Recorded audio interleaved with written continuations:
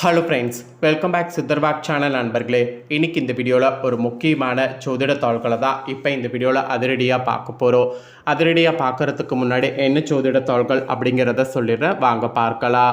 2026 5வது மாதமான மே மாதம் கம்ப்ளீட் ஆகி 6வது மாதமானது ஸ்டார்ட் ஆயிடுச்சு. ஸ்டார்ட் ஆன 6வது மாதம் சாதாரண மாதம் கிடையாது, மிக முக்கியமான மாதம். ஆக்சுவலி ஆண்டு பிறந்ததே தெரியல, டக்குன்னு 5 மாதம் முடிந்து 6வது மாதமே ஸ்டார்ட் ஆயிடுச்சு. ஸ்டார்ட் ஆன 6வது மாதத்தில் நிறைய பார்த்திங்கன்னு வச்சுக்கோங்களேன் நடக்குது. அதுவும் இப்போ 6வது மாதம் வேறு முடிய போகுது. அதில் ஜூன் 27 தான் கடைசி நாள் என்று மிதுன ராசிக்காரங்களுக்கு குறிப்பிடப்படுது. சிவன்மலை உத்தரவாக்குக்கு இணங்க கிரகங்களால் என்ன நடக்கும் அப்படிங்கிறத தான் மிதுன ராசிக்காரங்களுக்கு நட்சத்திரத்துக்கு ஏற்ப ஷேர் பண்ண போகிறேன். என்ன நடந்தே தீரும் அப்படிங்கிற முக்கியமான விஷயங்களை மிதுன ராசிக்காரங்க இந்த வீடியோவில் உங்கள் நட்சத்திரத்துக்கு ஏற்ப தெரிஞ்சுக்குங்க. அதை விட உங்களோட ராசிக்கு கஷ்டங்கள் துன்பங்கள் தீர பரிகாரமாக சிலது செய்யணும். அது என்ன பரிகாரம், அதை எப்படி செய்யணும் அப்படிங்கிறதையும் சொல்ல போகிறேன். அதையும் இந்த வீடியோவில் தெரிஞ்சுக்குங்க. வீடியோ ரொம்பவே யூஸ்ஃபுல்லாக இருக்கும், ஸோ ஃபுல்லாக பாருங்கள். ஃபஸ்ட்டு மிதுன ராசிக்காரங்க மிருகசீரிடம் 3-4 பாதங்களில் பிறந்தவங்களுக்கு சொல்லப்பட்டிருக்கு. இதில் பிறந்தவங்களுக்கு திட்டமிட்டு செயல்பட்டு வெற்றியடைந்து வரக்கூடிய உங்களுக்கு இந்த ஜூன் 27 கவனமாக செயல்பட வேண்டிய நாட்கள். அதுவும் இறுதியில் உங்கள் லாபாதிபதி செவ்வாய் லாபஸ்தானத்தில் ஆட்சியாக சஞ்சரித்தாலும் ஜூன் 27 முதல் விரயஸ்தானத்தில் சஞ்சரிப்பதால் தேவையற்ற செலவுகள் அதிகரிக்கும். வியாபாரம் தொழிலில் மந்தநிலை ஏற்படும். சிலருக்கு முதலீட்டுக்கேற்ற ஆதாயம் கிடைக்காம போகும். அதோட வீண் அலைச்சலால் மனம் சோர்வடையும். ஜென்ம ராசிக்குள் ஆத்மகாரகனும் உங்கள் சகாயஸ்தானாதிபதியுமான சூரியன் சஞ்சரிப்பதால் உடல்நிலையில் அவ்வப்போது பிரச்சனைகள் ஏற்படும். சிலருக்கு அது மருத்துவ செலவு அதிகரிக்க செய்யும்.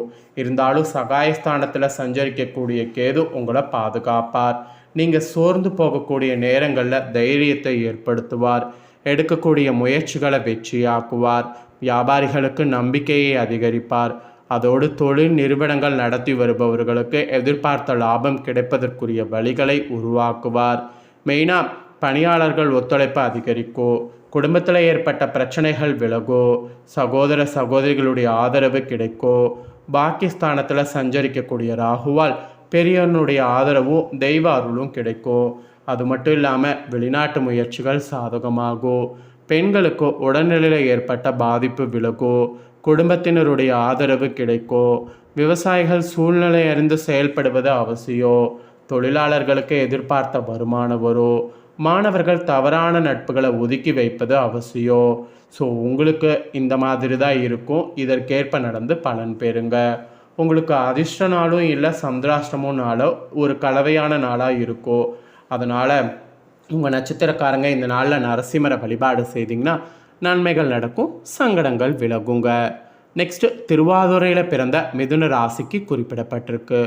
உலகையும் மனிதர்களையும் புரிந்து தெரிந்து வாழ்ந்து வரக்கூடிய உங்களுக்கு இந்த ஜூன் 27 யோகமாக இருக்கும். பாகிஸ்தானத்தில் சஞ்சரிக்கக்கூடிய ராகுவால் உங்கள் செல்வாக்கு உயரும். வருமானம் அதிகரிக்கும். செய்து வரக்கூடிய தொழில் மீது அக்கறை ஏற்படும். விஐபிகள் ஆதரவு தெய்வ அருள் கிடைக்கும். சிலர் வேண்டுதோடலோடு ஆலயங்களுக்கு சென்று வருவீங்க. தைரியம் தன்னம்பிக்கை அதிகரிக்கும். உங்கள் அந்தஸ்து உயரும். அரசியல்வாதிகள் சிலருக்கு எதிர்பார்த்த பொறுப்பு பதவி கிடைக்கும். உத்தியோகத்தில் இருப்பவர்களுக்கு ஜீவனஸ்தானத்தில் சஞ்சரித்து வரக்கூடிய சனியால் ஏற்பட்ட பாதிப்புகள் விலகும். உத்தியோகத்தில் தோன்றிய நெருக்கடி நீங்கும். வழக்கு விவகாரங்கள் முடிவிற்கு வரும். மெமோ சஸ்பெண்ட் என்று சங்கடங்களை சந்தித்த நீங்கள் அவற்றிலிருந்து வெளியில் வருவீங்க. அதோடு எதிர்பார்த்த இடமாற்றம் பதவி உயர்வு கிடைக்கும். இருந்தாலும் ராசியாதிபதி புதன் வக்ரம் அடைந்திருப்பது, ராசிக்குள் ஆத்மகாரகன் சூரியன் சஞ்சரிப்பது உங்களை குழப்பத்திற்கு ஆளாக்கும். அதோடு எந்த ஒரு வேலையும் எடுத்தோ முடித்தோ என்று முடிக்க முடியாத அளவிற்கு அதில் தடைகள் ஏற்படும். சிலருக்கு உடல்நிலையும் ஒத்துழைக்காமல் போகும். அதுவும் ஜூன் 27 முதல் விரயஸ்தானத்தில் சஞ்சரிக்கக்கூடிய செவ்வாய் பல வகையில் செலவுகளை அதிகரிப்பார். சிலர் சொந்த இடம் வாங்கவும் வீடு கட்டவும் செலவு செய்வீங்க. கையிருப்பு கரைய ஆரம்பிக்கும். அதிர்ஷ்டக்காரகன் சுக்கிரன் சஞ்சாரம் சாதகமாக இருப்பதால் குடும்பத்தில் நிம்மதி இருக்கும். கணவன் மனைவி இருவரும் ஒருவரை ஒருவர் ஆலோசித்து செயல்படணும். எதிர்காலம் பிள்ளைகள் என்று உங்கள் கவனம் செல்லும். மற்றவர்களால் பாராட்டக்கூடிய அளவிற்கு உங்கள் நிலை மாறும். கொடுத்த வாக்கை காப்பாற்றுவீங்க. விவசாயிகள் விளைச்சல்ல கவனம் செலுத்துவது அவசியம். மாணவர்களுக்கு கல்லூரியில் ஏற்பட்ட சங்கடம் விலகும், நட்பு வட்டம் விரிவடையும். உங்களுக்கு அன்னைக்கு அதிர்ஷ்ட நாளும் இல்லை, சந்திராஷ்டம நாளும் இல்லை. நீங்கள் துர்கை வழிபட்டிங்கன்னா எடுத்த வேலைகள் வெற்றியாகும், எதிர்ப்பு விலகும். நெக்ஸ்ட்டு புனர்பூசம் 1, 2, 3 பாதங்களில் பிறந்த மிதுன ராசிக்கு குறிப்பிடப்பட்டிருக்கு. எந்த இடத்துல இருந்தாலும் அங்கு முதன்மையாக இருந்து பிறருக்கு ஆலோசனைகள் வழங்கி வரக்கூடிய உங்களுக்கு இந்த ஜூன் 27 அதிர்ஷ்டமாக இருக்கும். ஞானக்காரகன் குரு பகவான் தன குடும்ப வாக்குஸ்தானத்தில் உச்சமாக சஞ்சரிப்பதால் இதுவரை உங்களுக்கு இருந்த நெருக்கடிகள் பிரச்சனைகள் யாவும் விலகும். போராட்ட நிலம் முடிவிற்கு வரும். குடும்பத்தில் நிம்மதி உண்டாகும். கணவன் மனைவிக்குள் ஏற்பட்ட பிரச்சனை விலகும். உறவினர்கள் மத்தியில் செல்வாக்கு அதிகரிக்கும். பொன்பொருள் புதிய வாகன வீட்டிற்கு வரும். நோய் நொடி வம்பு வழக்கு என்றிருந்த நிலை இருந்த இடம் தெரியாமல் போகும். எதிரிகளால் ஏற்பட்ட தொல்லைகள் விலகும். அதிர்ஷ்ட வாய்ப்பு தேடி வரும். ஆரோக்கியம் சீராகும். ஜீவனஸ்தானத்தில் சஞ்சரிக்கக்கூடிய சனி பகவானுக்கு குரு பார்வை உண்டாவதால் தொழிலில் ஏற்பட்ட பிரச்சனைகள், உத்தியோகத்தில் ஏற்பட்ட நெருக்கடி எல்லாம் விலகும். தடைப்பட்ட பதவி உயர்வு, இடமாற்றம் கிடைக்கும். மெமோ இடைநீக்கம் என்ற நிலை மாறும். உங்கள் செல்வாக்கு உயரும். திறமைக்கும் தகுதிக்கும் மரியாதை கிடைக்கும். 3ஆம் இடத்தில் சஞ்சரிக்கக்கூடிய ஞான மோட்சக்காரகன் கேது தைரியத்தையும் தன்னம்பிக்கையும் அதிகரிப்பார். உங்களை துணிச்சலோடு நடைபோட வைப்பார். பெண்களுக்கு ஏற்பட்ட சங்கடங்கள் விலகும். உடல்நல சீராகும்.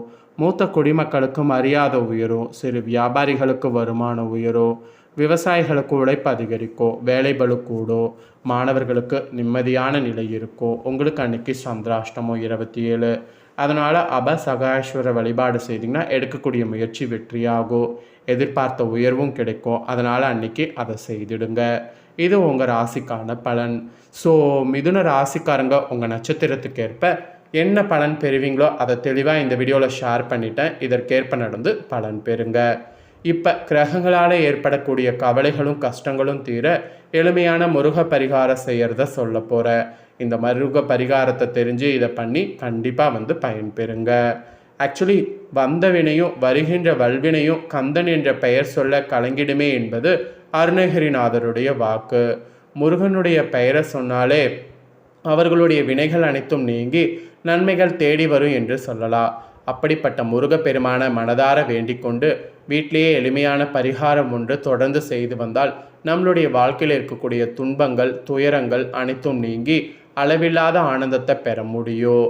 நம்பிக்கையோடு செய்திங்கன்னா பலருக்கும் பலன் கொடுத்த பரிகாரம் இது. ஸோ செய்திடுங்க. வாழ்க்கையில் அனைவருக்கும் ஏதாவது ஒரு கஷ்டம், கவலை இருக்கத்தான் செய்கிறது. ஆனால் சிலர் வாழ்க்கையில் அளவில்லாத கஷ்டங்களும் தடைகளும் அனுபவித்து கொண்டிருப்பீங்க.